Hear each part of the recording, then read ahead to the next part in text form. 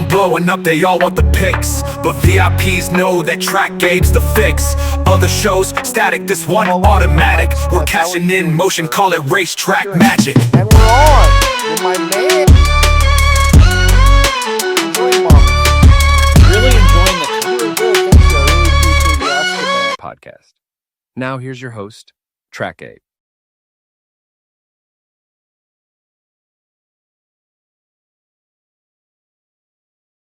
Hey, do you like Longshots? I do. Let's hear what Gabe's has to say, and don't forget to check out Live and Breathe Horse Racing Group on Facebook. I think I got a good long shot for us on Saturday. It comes to race 6 at Saratoga. The number 4, Starlit Sky. 10-1 on the morning line. You could completely throw out the debut. It was sloppy. Horse had nothing but trouble. Just throw it out. Don't even look at that race. Act like that race didn't even exist. Blinkers come on now. And the horse was a favorite in that debut race as well. I want to give this horse another shot on the turf. The dam was real good on the turf. I think Manny Franco wouldn't get on this horse if the horse didn't have any talent. And I don't think Weaver would bring this horse all the way to Saratoga if the horse didn't have any talent. He'd keep it in Indianapolis. I really think this horse has a big shot at a big price, and we're going to make lots of money. Number 4, race 6, Saratoga, Saturday. What is up, my man? Corey the dog. What is up, my man? How are you?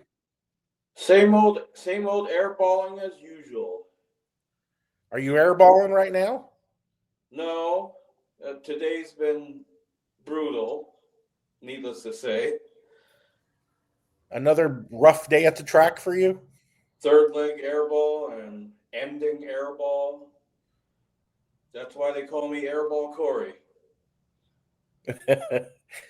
Airball Corey.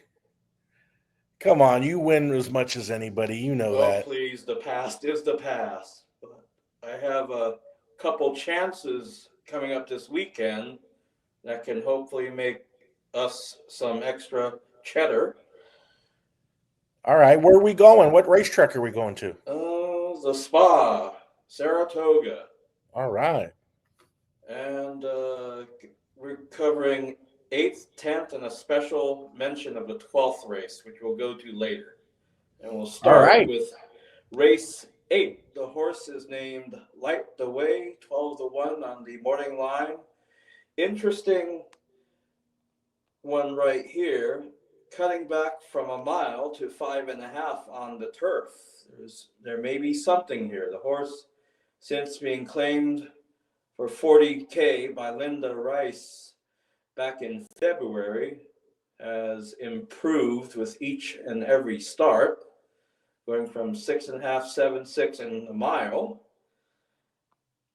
And there's something to go on here. He doesn't need the lead. He can come from off the pace. He seems flexible and is worth a reasonable shot at 12-1, if not better. What is the horse's name and the number again? Number 6, Light the Way. Trained by Linda Rice, ridden by Kendrick Carmouche for owner Robert Pezzuti.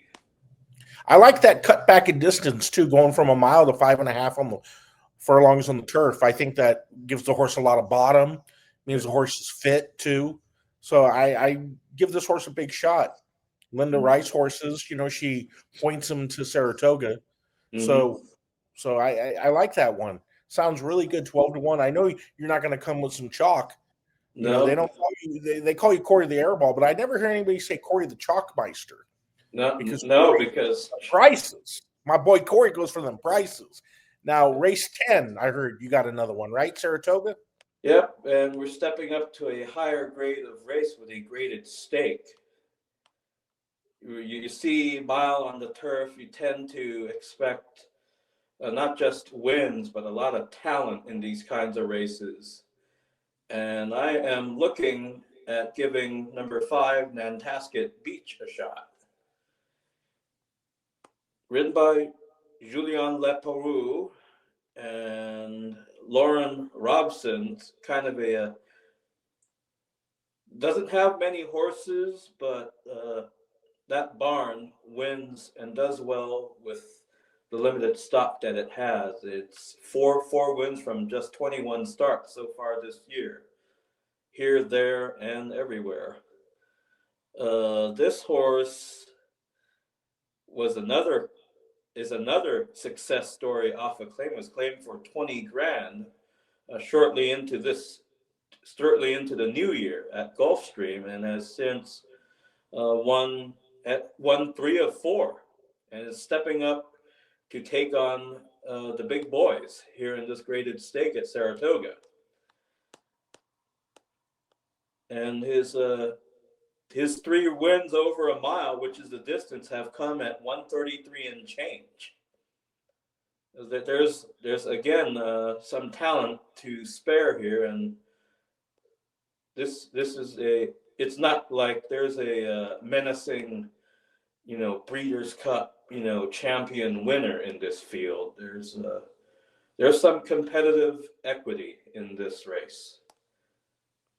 Number 5, Nantasket Beach, ridden by Julian Leperoux, the trainer Lauren Robson, and owned by TriStar Farm LLC. All right, thank you for that pick. You like the number 5 in race 10? Mm-hmm. The 5 is your number, right? It is. The way the Airball Corey works is I'll ignore the 5, and then it wins, and then when I chase the 5, I airball.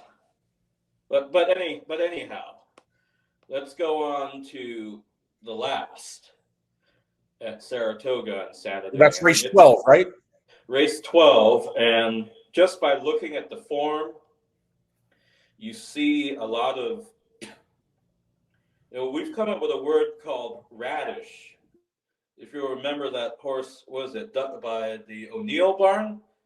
Yeah, Doug O'Neill. That finished winless with 0-for-20 something. It would be favored in stakes despite not winning a time or two. That we carried that word over onto any horse that just shows futility. 0-for-10, 0-for-15, and so on. We don't have anything that's real extraordinary, but the field looks pretty bad from a look at top on down. I think this is one of the worst fields Saratoga has ever had presented to the public. I mean, this field's really putrid, and I'm surprised that Saratoga has a race like this. But I guess every racetrack has their really low-tier horses, and then this is as low-tier as it gets. And it's funny that Corey... There's some Los Al night races that look a lot better than the Saturday finale at Saratoga, right? I totally agree. I mean, I've seen bottom barrel races at Thistle Downs that compete with this kind of race. So you might as well pick a $2,000 claiming race at Grants Pass, and you find a lot better action. Exactly. Anyhow, going to race 12, I know you like for me to make a pick, but this is the kind of race that somebody, what we call wake up from the dead and light up the tote board. Because if it's not Irad Ortiz on the outside, it's going to be somebody. Maybe my lucky number, the 5. Alpha Cat. He's dropping a ton from the maiden special 80 down to this $30,000 Rat Pack. Goes from a mile to 6.5. The jockeys 16 for 78, 21%. Barn hasn't ran a horse yet this year. So you can't start from any lower a bottom up than that.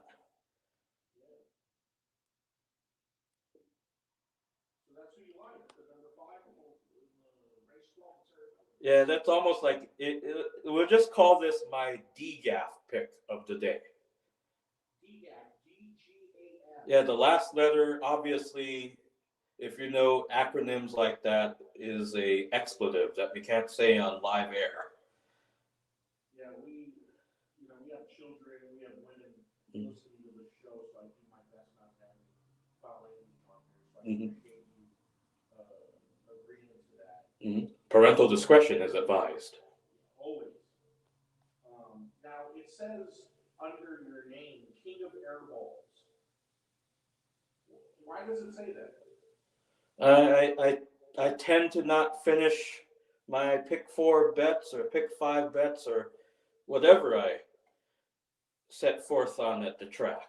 Yeah, and it's more often than not, my tickets get ruined in the third leg of a pick 4 or a pick 5. By third leg, we don't mean anything, NSFW. This is all horse racing.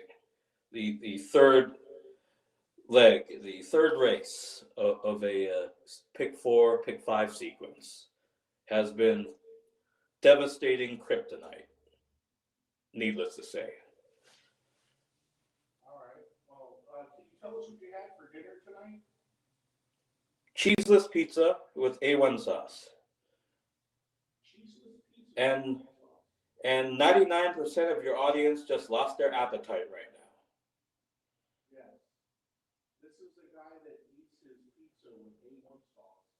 And when we were at Tip Top, right over there by Del Mar one time, you ate pancakes with A1 sauce and enjoyed it and lapped it up like it was no tomorrow. It's been delicious to me since I was a kid.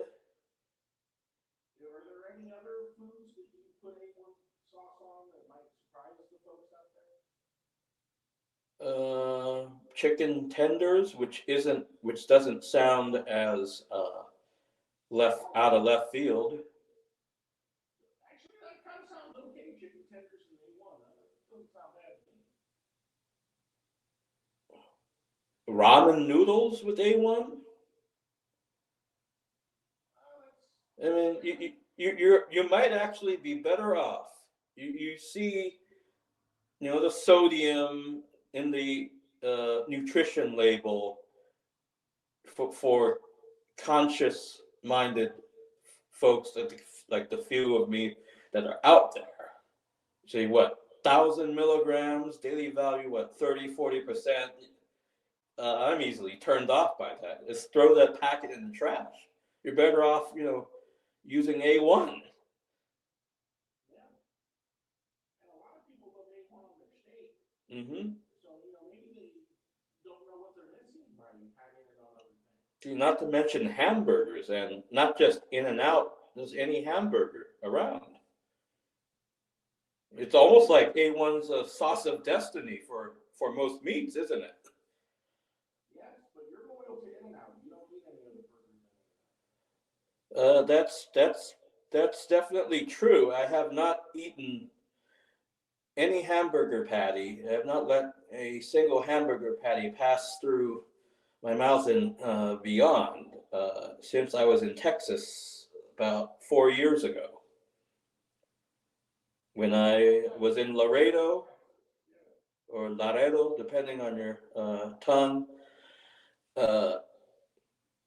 doing some sort of World Series baseball thing, and the Whataburger was the closest option for me. There wasn't much where the hotel was at. There was either that or nothing, or gas station food. Yeah. Well, I know what that food does for you. It makes you a wonderful announcer of sports games and being a public announcer, a PA person. When are we going to hear you at the next racetrack? You've done a race before, right? What track was it again? Arapahoe Park in Colorado, just to the far, I think, eastward out of the immediate metroplex. Yeah, I know. We got to get you to Arizona because Craig Braddock says he's going to let you call a race there. At Turf. Everybody out there has heard this man. He is literally already in the top 10 announcers in the country. He's very, very good. Everybody that's heard him says the same thing. Anybody out there looking for an announcer? I mean, hey, this is the man. The thing with me is I haven't found the binoculars part real handy, and my short-term memory tends to not be very sound or sturdy when it comes to memorizing all the colors and silks and doing all the homework that all these extraordinary race callers have uh, given much of their time to try showing people like you and me. It just for some reason it doesn't click to me that effortlessly as it does when I do other sports. And I found much more comfort, unparalleled, to call a race off a big TV screen or a quality TV screen than look through a binocular and have to memorize, or even looking back and forth from binoculars out to the track and the horses from a little sheet of paper, even if it's handheld, is troublesome in itself. And it was like a real world shock when I did a live race up in Colorado. Yeah, that was 9 years ago. I think, give or take one or two, wasn't that far. And it seemed like everything was working for me around that, if you want to say, golden age. Because I did a USC baseball game not long after that. Live on the field? Yeah, live PA. Ultimately, big opportunities like that comes down to people you know. Who you know matters a lot in business. Sure does. Well, I just want to let you know I appreciate everything you do for the game and the ambassador that you are. And thank you for all your picks. You're And welcome. we're going to do this again one day soon. Mm. And just thanks for being you, Corey. Everybody loves your personality and your style, and keep being you. And we'll put a graphic of all three of your picks that you gave out, Mm. and hopefully all of them win. Yeah, All right, Mike? although you might just put the asterisk on the 12th race. That's because the race is so bad. Yeah. So if it airballs, don't count it against my record. All right. Your record's always good with me, my man. Thank you so much for being on the show. I appreciate you coming on such short notice. You're a champ, and appreciate you. And let's make some money on Saturday with Corey, the dog's horses. Take care. Take care.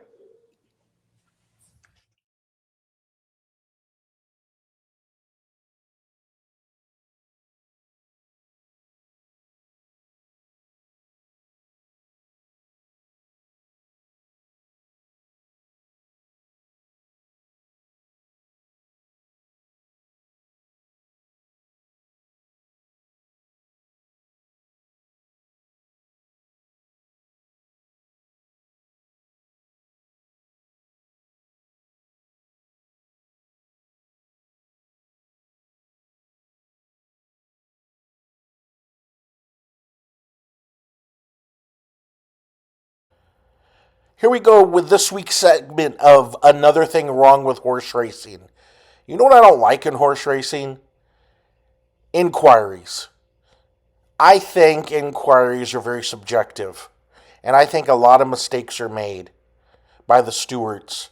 They take down horses they shouldn't, they leave up horses they should have taken down. They make a lot of mistakes, these stewards. And I see some mind boggling calls. I think stewards need to be better trained, and I think rules need to be more universal across the country. We can't have it to where this works here and that doesn't work there. That just is the better and the newbie that's playing this game. And the newbie's already confused enough.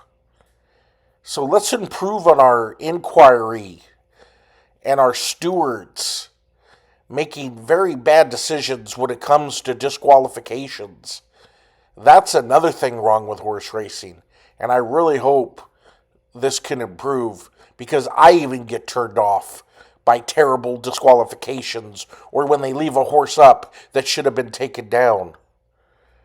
Please, horse racing, do better, because this is another thing wrong with horse racing.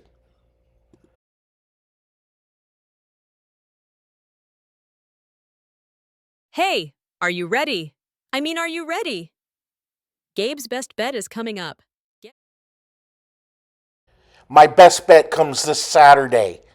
Los Alamitos Race 9. I love the number 11. Drop the bit. 7-2 morning line. Horse comes back in just a few days. It ran on June 28th. Got a feel for the track, likes the track, and I think it ran second against much better. This field is no good. Number 11, Drop the Bit. 7-2 morning line. Race 9 this Saturday at Los Alamitos.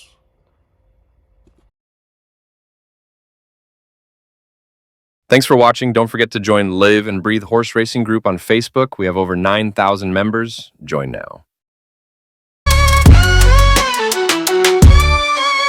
Phone blowing up, they all want the pics, but VIPs know that Trackgabe's the fix. Other shows static, this one automatic. We're cashing in motion, call it racetrack magic.